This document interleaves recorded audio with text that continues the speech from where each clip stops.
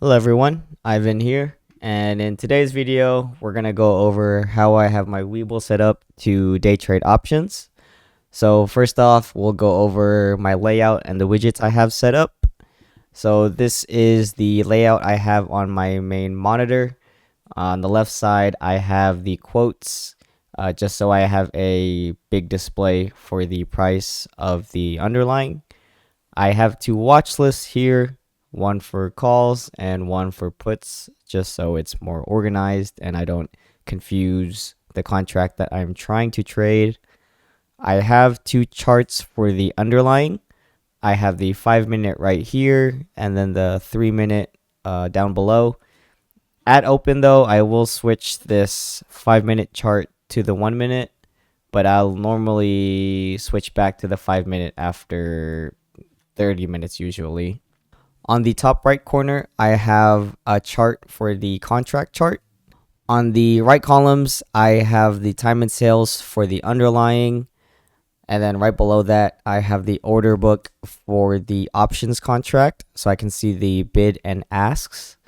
And then right below it, I have level 2 of the underlying.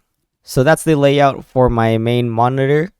I should mention I don't normally keep the options ladder in the same monitor because I like to keep the underlying chart open at all times.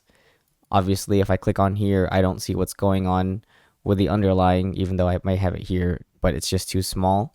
So on a separate monitor to my left, which I'll show right here, this is where I'll normally keep my options contract.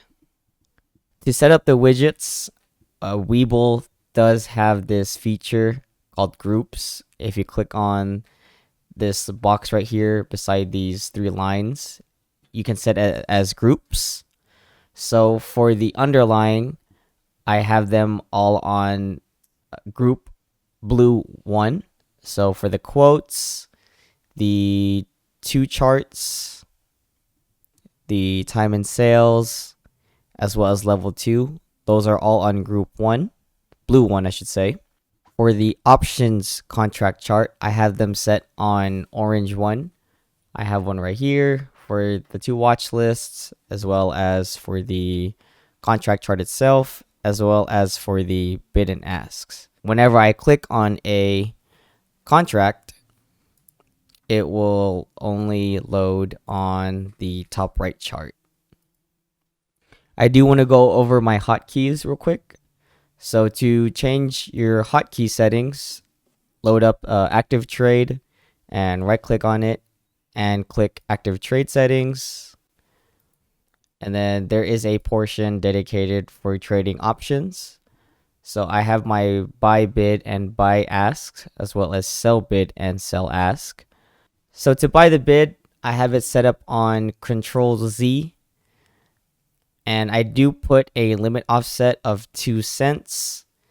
And the reason why I have that there is I noticed I won't get filled directly on the bid if this offset is on 0. So to ensure that I do get filled closest to the bid, I've noticed that 2 cents seems to be just fine, and I haven't had any issues with trying to buy my entries on the bid.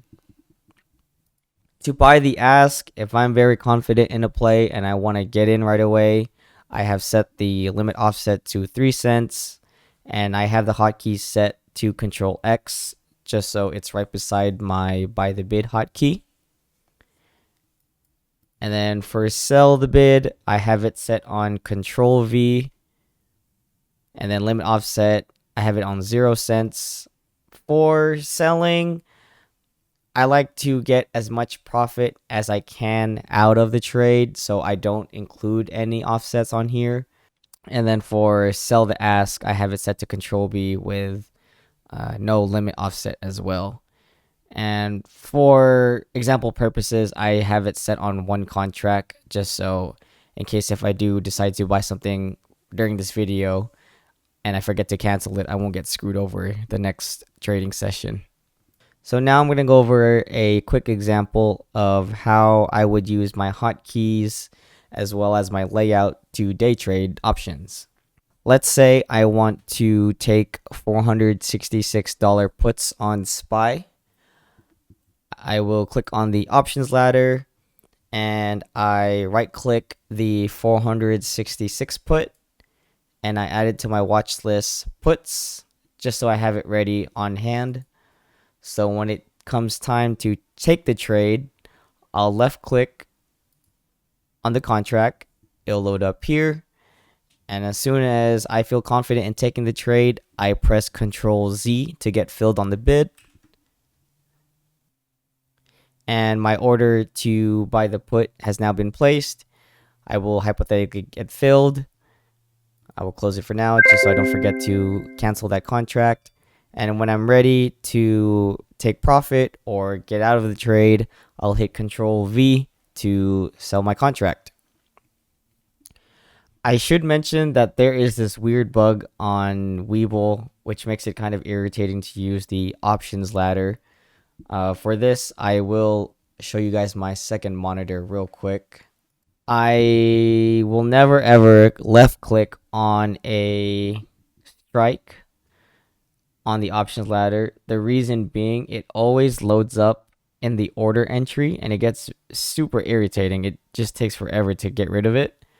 So actually, let me close this and you'll see what I mean. So if I left click on this $466 strike, this window pops up in the middle of my screen and it just ruins my focus on everything. So to combat that, there's two ways. Let me close this. If you right click here and add a widget, add the order entry. So now if you left click on a strike, it loads up in this window instead rather than the main screen. Or the easiest way for that bug to never happen is just don't ever left click on the strike to prevent that weird pop-up from showing. So to wrap up the video, I'll just show a live example of what my layout looks like when I'm trading.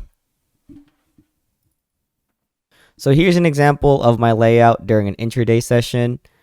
Again, I have the underlying in these two charts right here, and then the options contract in this corner. And as you see, as the underlying is moving downwards, my puts contract will spike up in price. I'm just going to fast forward a little bit. And then bam. And as you can see, as the price is moving here, I can clearly see it in the bid and asks right here. So that's how I'll be able to get into my trades as well as get out of it. So that pretty much wraps up my video. I hope that guys gives you an idea of how you want to set up your Webull layout to be able to get in and out of trades quicker and not have to fumble through multiple clicks to get in and out of trades, because as day traders, we need to be quick with our entries and exits. We don't want to miss the moves that we are trying to be a part of, and we just want to make our money and get out. So if you guys have any questions, feel free to comment below or tag me on the Discord. I'll try my best to get back to you guys, and I hope you guys have a great night. Thanks for watching.